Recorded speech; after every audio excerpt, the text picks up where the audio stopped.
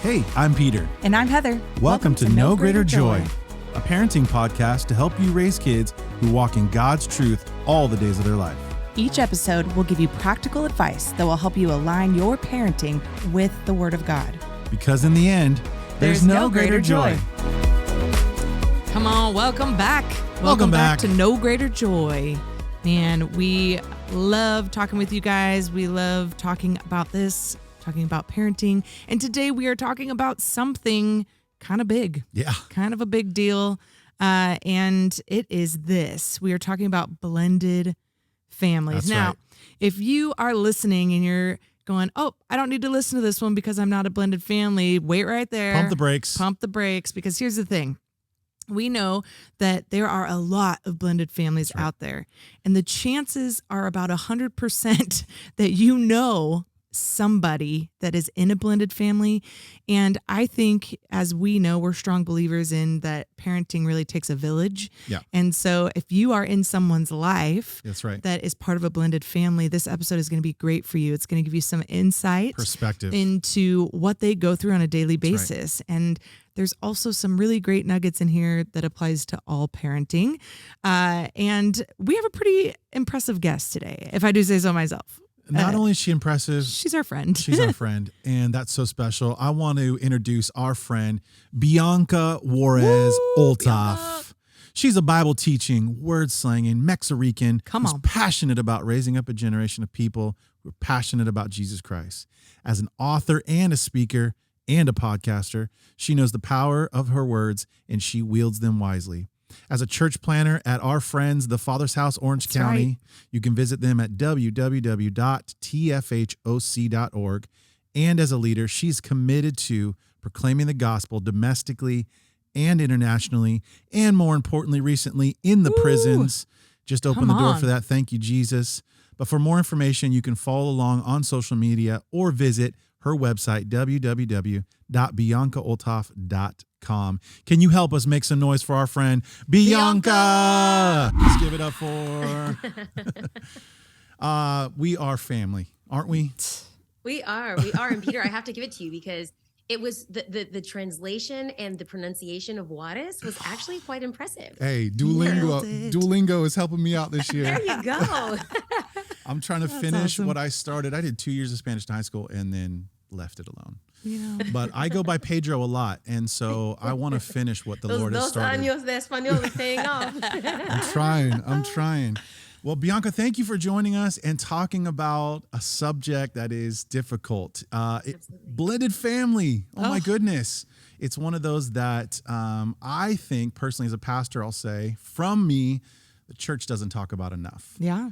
And I don't think that we hear about it enough in any kind of resources for families and parenting.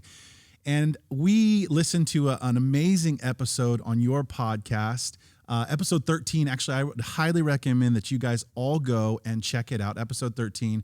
Bianca does an amazing episode with her son, Parker, and just talks about this relationship, blended Yeah. family.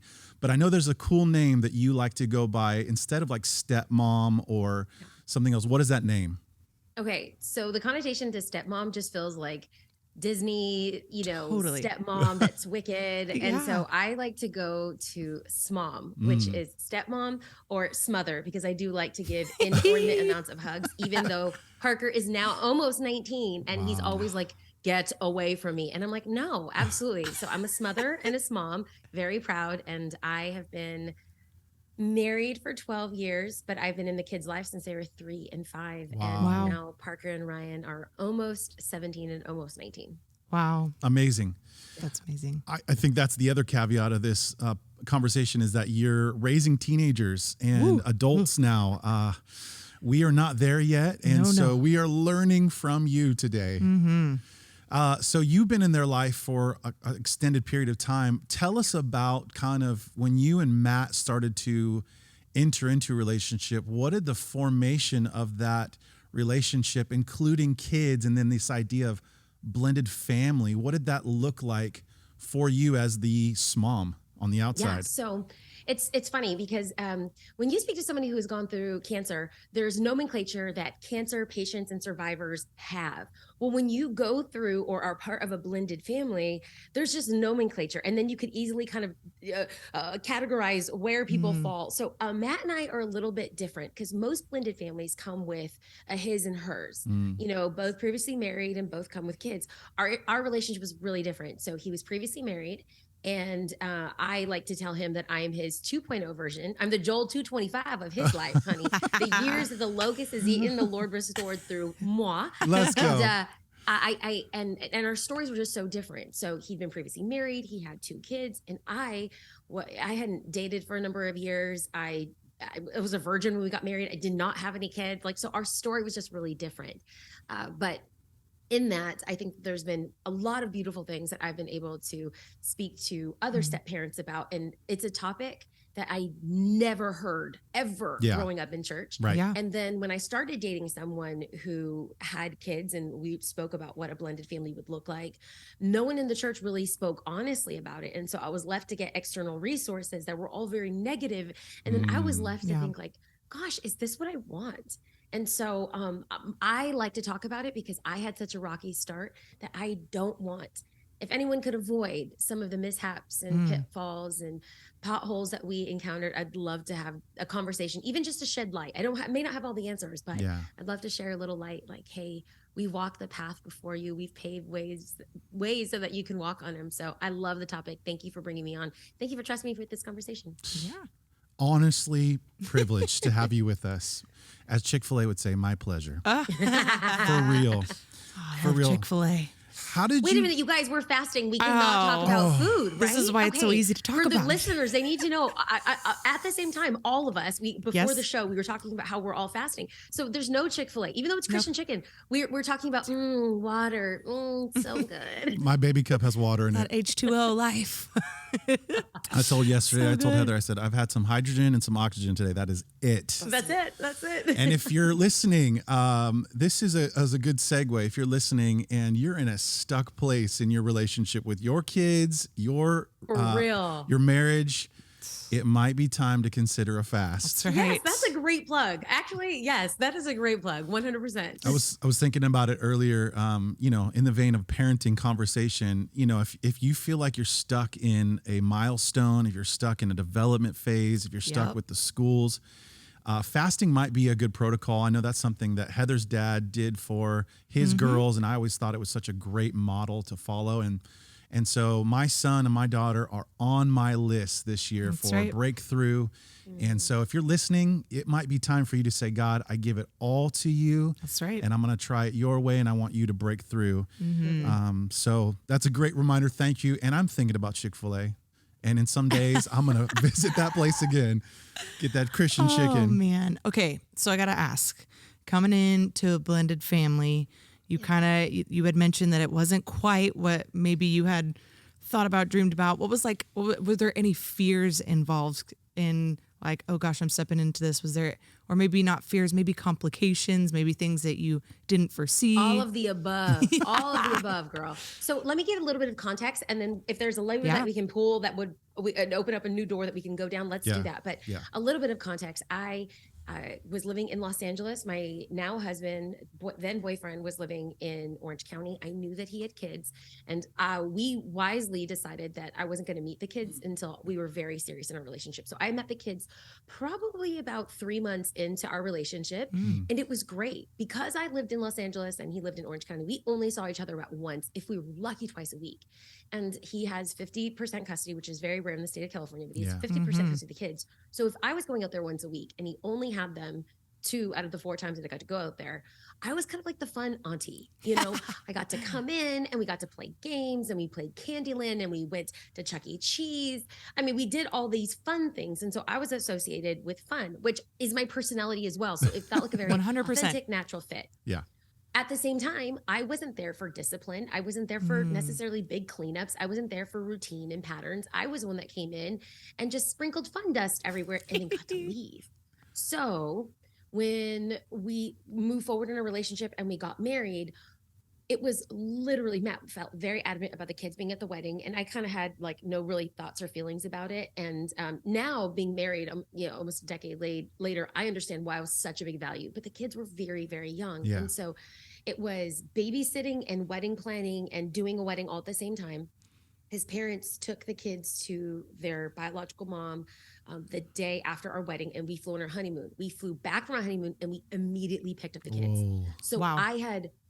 there was no gestation period. So if you're pregnant, you have 9 to 10 months to prepare emotionally, spiritually, physically for the birth of this child that you're responsible for. I said, I do.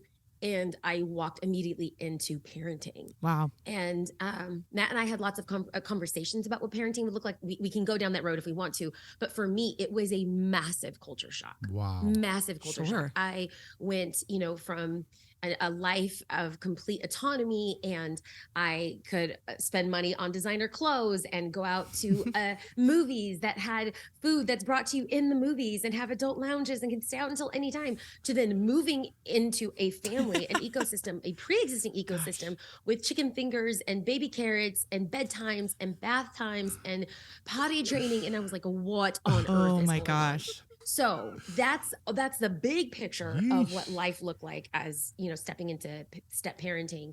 But prior to that, Matt, we had very honest conversations, and Matt's like, I'm not looking for someone that's marrying me. I'm looking for someone that is willing to build a family with my pre-existing family. Wow.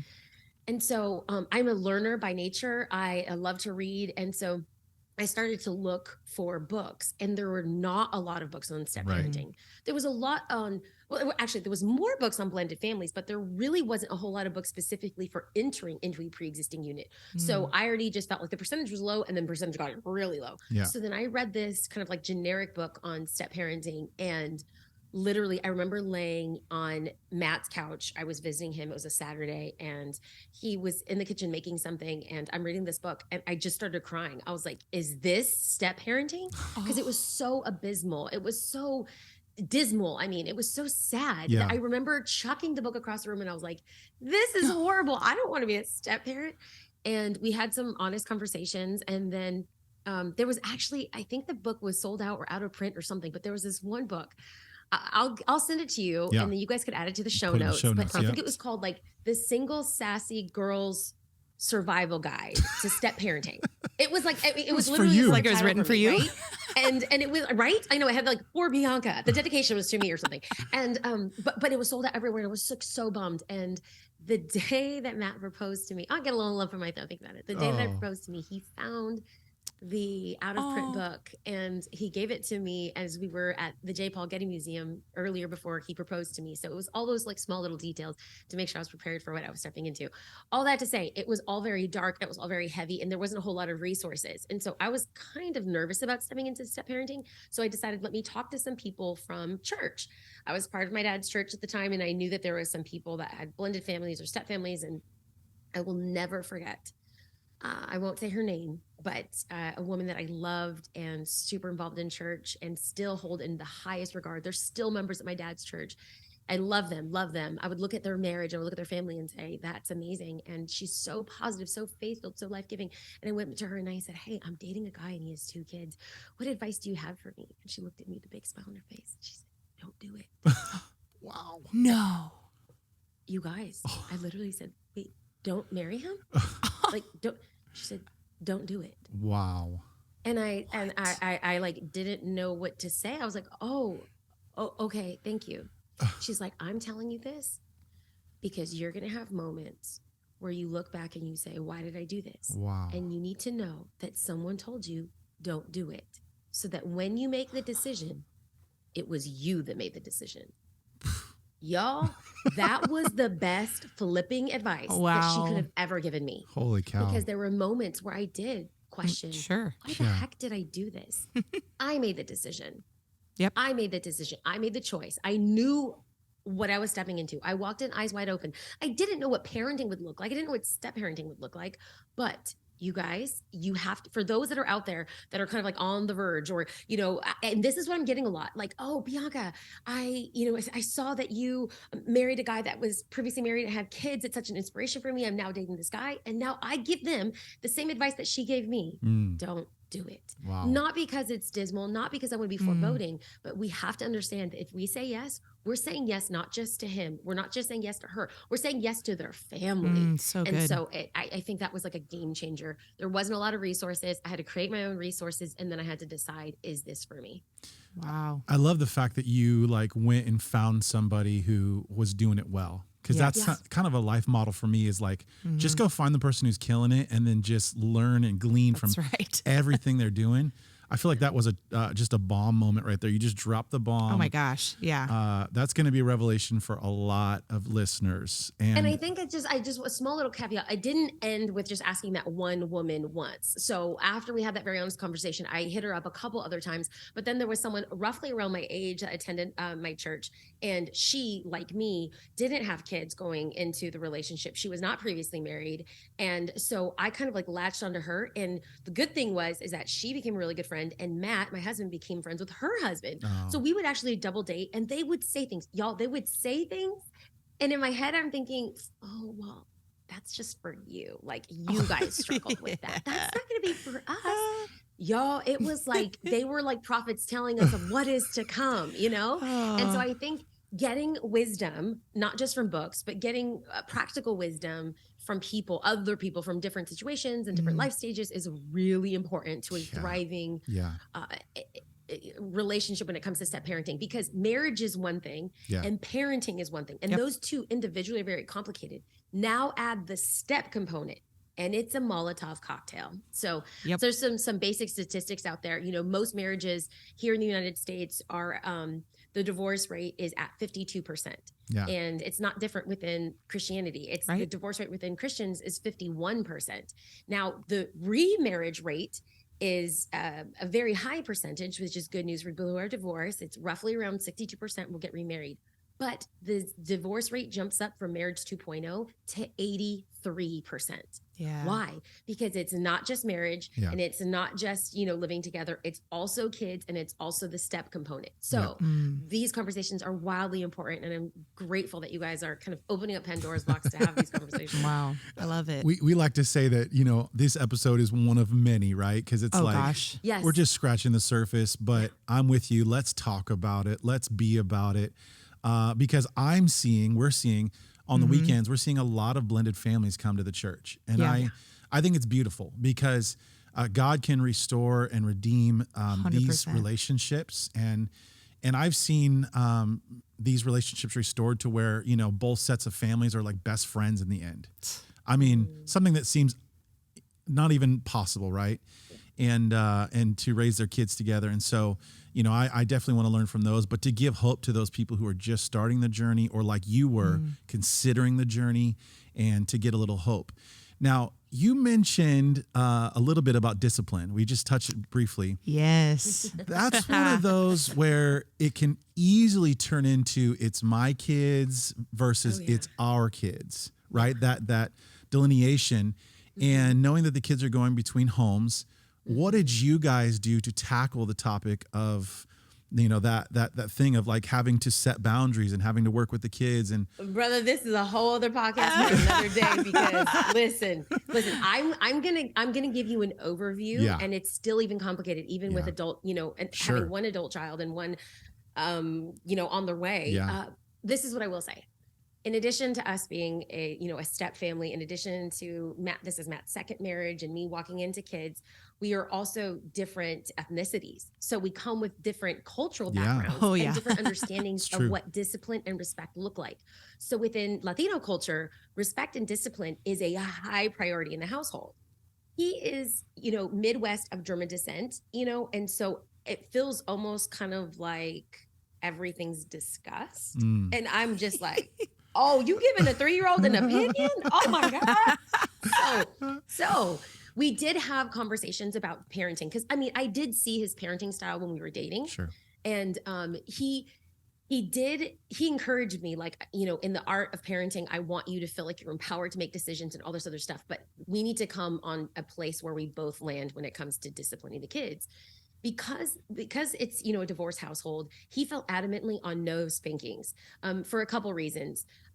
Here in California, everyone's a raging liberal, and like this whole, like, what do they call it? Corporal punishment. Listen, I was raised, we didn't get spanked, honey. We got beat. We got chanclas, we got hangers, we got brushes, we got belts. Like, I mean, whatever. But I'm a better person because of it. Okay. I like to say I was so rotten. My mama spanked Satan out of me. Okay.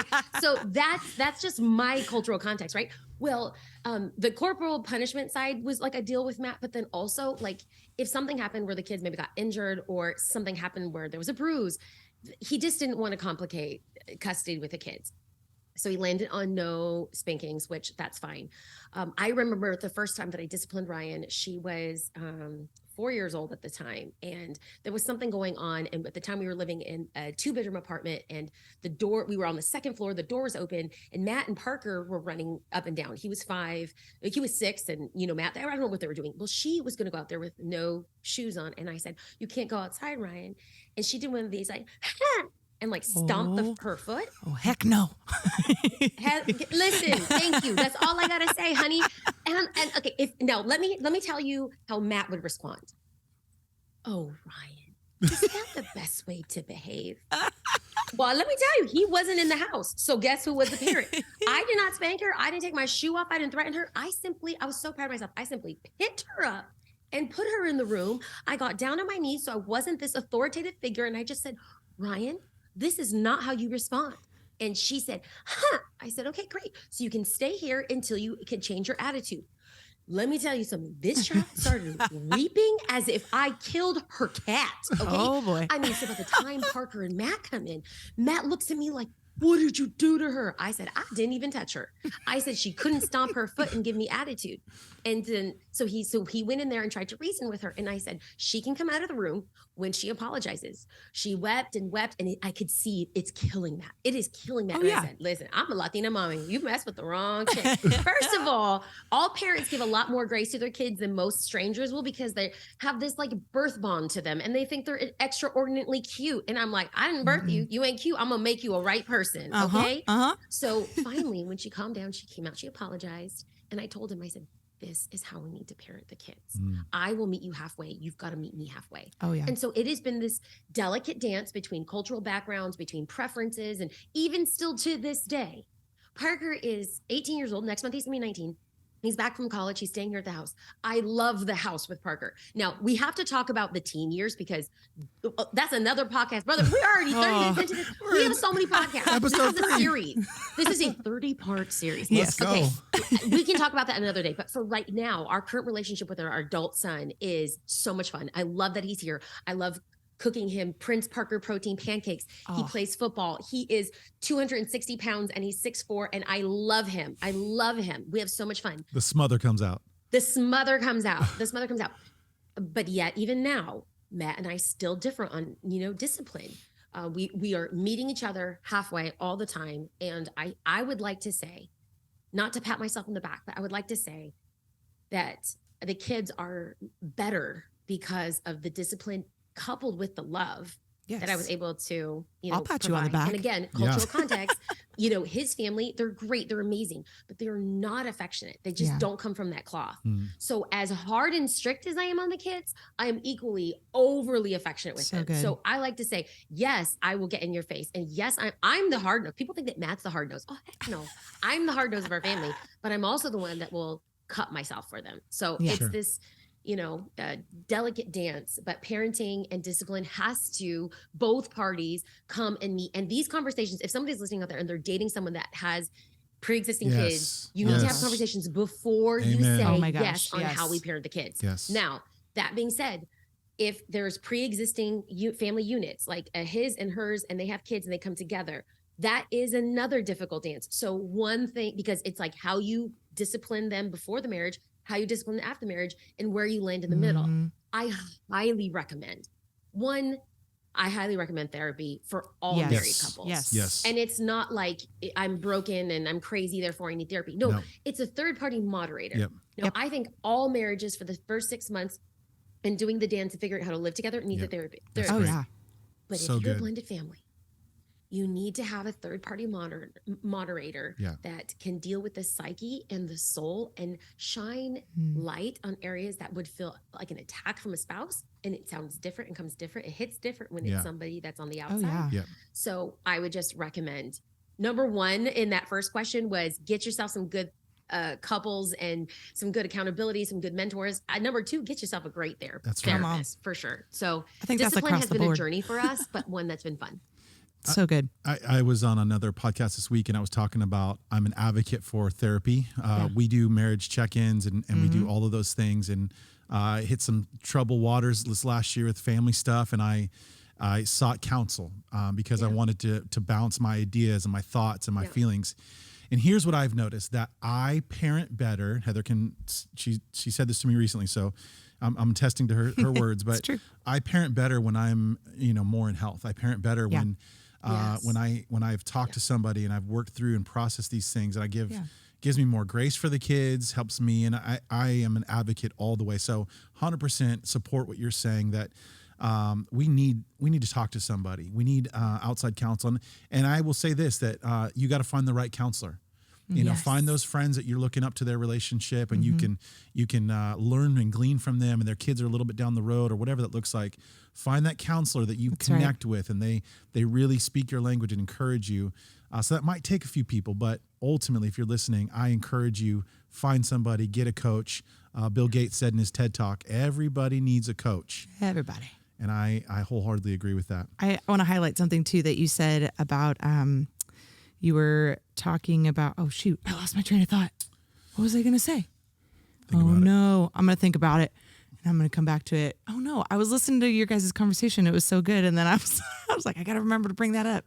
Oh, I remember. It'll come back to you. I remember. It's all here now. Okay. So you had talked about the, talking about parenting before you got married. And I just want to highlight that one of the top 4 things that are cause for divorce is parenting. It's finances, it's parenting, it's in-laws. It's obviously the number one would be, an affair or something like that. But the number one thing, one of the top 4 reasons why people get divorced is because they can't agree on how to parent their children, period. That doesn't include adding other people's children and other people's opinions. We had these kids together and we just didn't agree. And so I would highly recommend free parenting or free marriage advice right now is before you ever get married, sit down with a therapist and get premarital counseling, see if you might be all lovey-dovey and totally in love, but a therapist might be able to point out the areas that, hey, this is going to be a really tough point for you in your marriage. And a lot of times it's parenting. You talk about spankings, not spankings. Where do you guys land? All those things. Everybody Bedtimes, has, bath oh routines, gosh, respect. The emphasis on education. All of this stuff matters because for me, I'm a daughter of an immigrant. Education was our ticket out of the hood. And if we didn't agree and there wasn't a heavy emphasis on education and academics, then one parent's going to be towing the load and the other one's just going to be like the Disneyland parent that's like, laissez-faire, C's get degrees, whatever. So I think all of those are important questions to have before having a kid or stepping into a relationship with someone that has a kid. Yeah. Can I ask you a tough question? Yeah. How do you manage the other side of the family relationship? Where you've got kids going over there, you're co-parenting, co-relating. You can talk in generalities. You don't have to talk about your family. You can talk about what you've seen, but how do families navigate those relationships on the other side? Mm-hmm. Well, I wish I can say that it's a one size fits all. Yeah. So I can give you my perspective, and if people can glean, great. If not, I'm fully aware that every situation, every marriage and remarriage is very different. And so my lens and filter is, it's been very difficult, very difficult. In full candor and disclosure, which, I think now I'm ready to talk about this, but Matt and I have been married for 12 years. We've been together for 14. And it's just now, probably because the kids are older. Sure. And I wanted really to protect their heart and their mind and their soul. But I just never spoke about this. It was really, it wasn't just hard. It was demonic. When you have 2 different worldviews, So Yeah. their mom's worldview is just very different. And by different, like non-biblical, abiblical, and very agnostic. And so here, Matt is working full-time at a church. At the time I'm working at an NGO, we both go to church every week. We're very actively involved. And then their mom is not walking with the Lord. In fact, it's sabotaging any of the seeds that we're trying to sow. Wow. So it was like emotional and spiritual whiplash. In fact, we had language in our house that we called it the detox. The first 2 days, the first 2 to 3 days was the kids detoxing from that way of life. When I say detoxing, I'm not trying to paint her in a bad picture. I don't know how she parented or what she said, but the detox as in all that worldview and that mode of parenting and that life, it was a detox when they come into our house. And so it was the first 2 days of transitions were always ugly. And then about day 4 or 5, it was them and it was us and we were a unit. And then the day before they knew that they were going to go back to their moms, we got the sassy attitudes, we got the disrespect, we got all the other stuff. So it was just so, it was so schizophrenic. It was so bipolar emotionally because you love the kids and you're trying to sow into them and you're having theological conversations. I remember this one time, Parker, who's very much like Matt, very analytical, very just linear in thought. I was reading him a Bible story at bedtime and it was, and Jesus raised from the grave. And I closed the book and I said, isn't that awesome? And he's like, well, that's not true. And I said, what do you mean? He's like, well, that's not true because mom told me it's not true. And I said, really? I'm like, well, Parker Mason, I would never lie to you. And he said, well, you told me Santa Claus existed and he doesn't. We just did a podcast about that. That's one of our episodes. And I was so convicted. And so listen, my son is going to be 19 years old and I'm going to make good on my word. I told him, he was 7 at the time. And I told him, I said, Parker Mason, I'm going to take you to Israel. I'm going to take you to Holy Land. I'm going to take you to the tomb where the resurrected Jesus was. I'm over here preaching. You guys, my parenting journey has been evangelism. Like as a pastor, it is so emotionally hard. Oh, I'm going to have a lump in my throat. To go to church every weekend and preach the gospel and see life transformation happen in the lives of so many people. And I pray every week for the salvation and a relationship with the Lord for my kids. That is so hard. But my first mission field, people say, the first mission field is your family. Yo, that's cool. But literally, I'm trying to get my kids saved up in these streets, That's real. So I will say it was very hard. And I'll be very honest in saying I have zero relationship with the kid's mom right now. Actually, for the last 6 years. There was just, I don't want to go into it because I don't want to be disparaging or anything like that.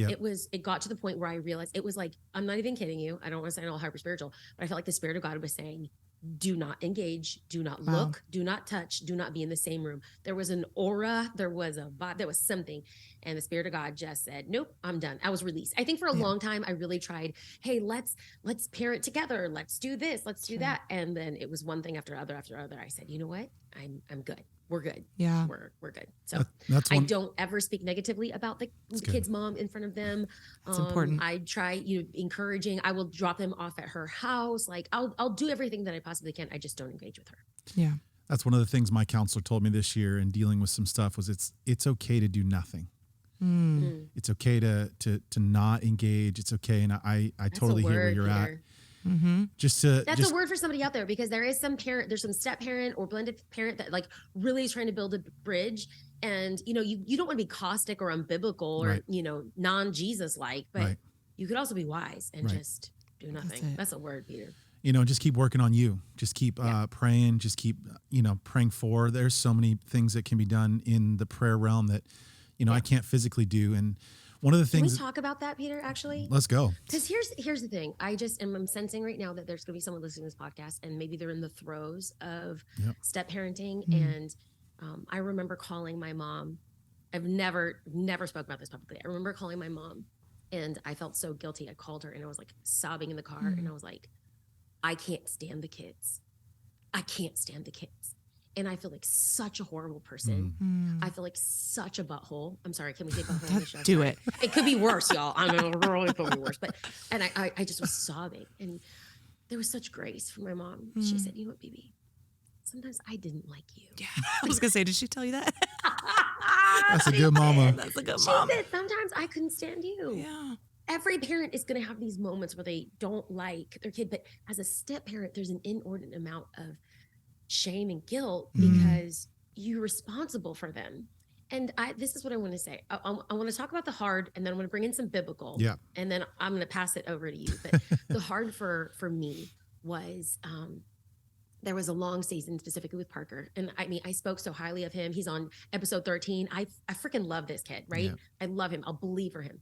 But there was a moment where there was a long season where I would anoint his door with oil because I really did think that there was demonic oppression going on in our household. I can't explain it. It was, people say teen angst, and like, I get that, but it was so layered. And he was also going through a really hard time. He was struggling academically. He was transferring schools. He didn't have friends. There was so much going on. But what he brought into the house, like I literally thought like, I can't stay in this marriage. I cannot stay in this marriage. Wow. I remember waking up in the middle of the night and like feeling like an oppression in my house. Somebody out there needs to hear the real of this, like, and know that there is light at the end of the tunnel. That's right. Come on. That's and right. so when we talk about this, I don't want to say that the step parents that come in to parent someone else's kids are the heroes. That's not what I'm saying. I'm saying that we have a choice. In the same way that woman at my dad's church told me that I had a choice, I want to speak to somebody right now and let us know we have a choice. That's right. And in the Bible, when we take a look at step parents, because this is something I really have dove into. In the Old Testament, we have Sarah, who is a stepmom. Yep. And Sarah was a stepmom to Ishmael. And we see that her choice as a stepmom divided a family and had culture wars for hundreds, if not thousands of years, because she could not reconcile raising someone else's child and, being godly. Then we have someone like Joseph. Joseph was a step parent to Jesus. And so we have Sarah, who caused havoc to human history and cultural wars. And then we have Joseph, who willingly parented and loved and brought someone up that changed the world. Right. My mindset as a step parent is I have a choice. I could be a Sarah or I could be a Joseph. And we as parents, we as step parents we have to know, if I stay and there's no guarantee here. There's no guarantee the kids are going to serve the Lord. There's no guarantee you're going to have a great relationship. There's no guarantee the kids are going to love you. To this day, the kids call me B. Till this day, I'm not mom in their life. Yeah. They have a mom. Yeah. They don't call me smom. I call myself smom. That's very hard. Right. Yeah. But I'm saying I choose you Yeah. repeatedly. I choose you. When you go into this, there is no guarantee that you're going to be a better Christian. The kids are going to love you. You're going to have a family unit. You're going to look like a Hallmark movie at Christmas. There's no guarantee. It's a choice. Yep. Do I get to be Elizabeth or am I going to be Joseph? Right. And if we walk in with eyes wide open and know there's going to be so much suck, there will be more suck than good. But those good moments, we live for the good moments, and we know I'm going to do my best to raise you in the ways of the Lord. So good. And then you're going to decide. Yeah. So good. And that's all that I can control. That's it, man. I love talking with you, Bianca, as a friend, because you're open, you're vulnerable. Real. These are hard conversations. And I think there's probably a lot of opportunity for us to have more. We'll talk about that later, but I just want to thank you. And, if you're listening today and you need some encouragement, find it in that. It's okay to do nothing. Find some friends who can get in your corner and live in the same life that you are. Get a coach, get a counselor.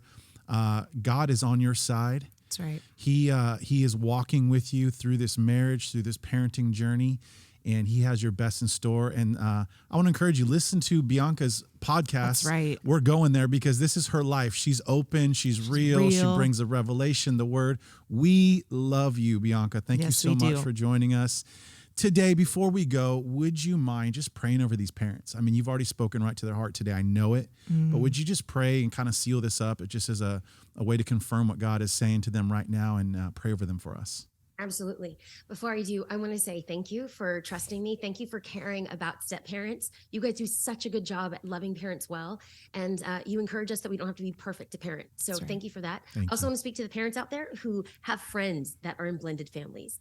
Now you have a glimpse of maybe some pain that you didn't know. Will you do me a favor? Will you encourage a stepmom? Will you encourage a stepdad? Will you let them know that they're doing a good job? Because you do all the things of a parent and you don't get the same reward as a parent.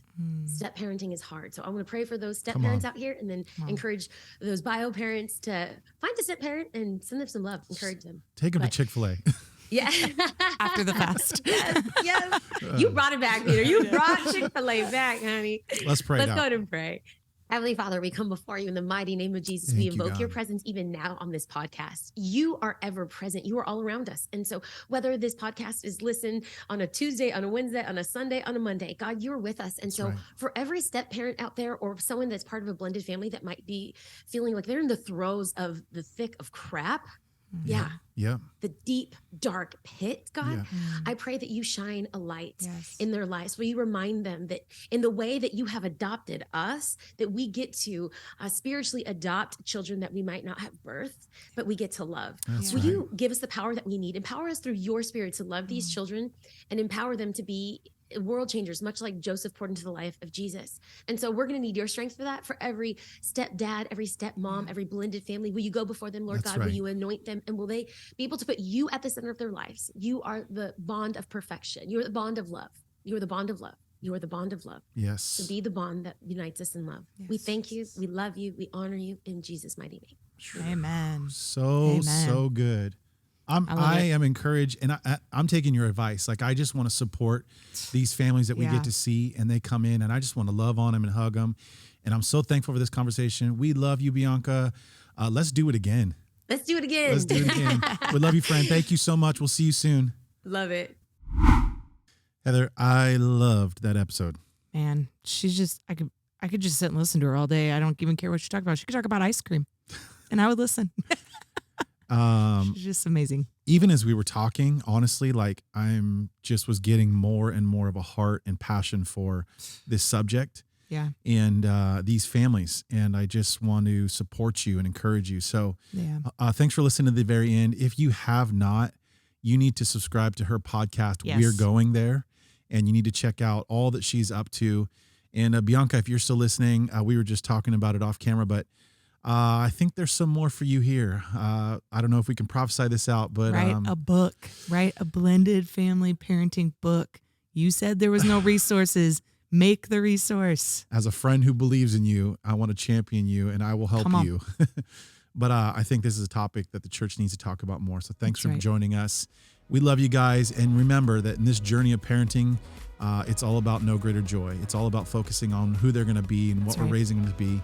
And that's what it's all about. So we love you guys. Thanks for tuning in today. Thanks for listening to this episode of No Greater Joy. For more episodes and resources, visit stowministries.com, where you'll also find links to connect with us on social media. Parenting can be tough, so let's stick together. Because in the end, there's no greater joy.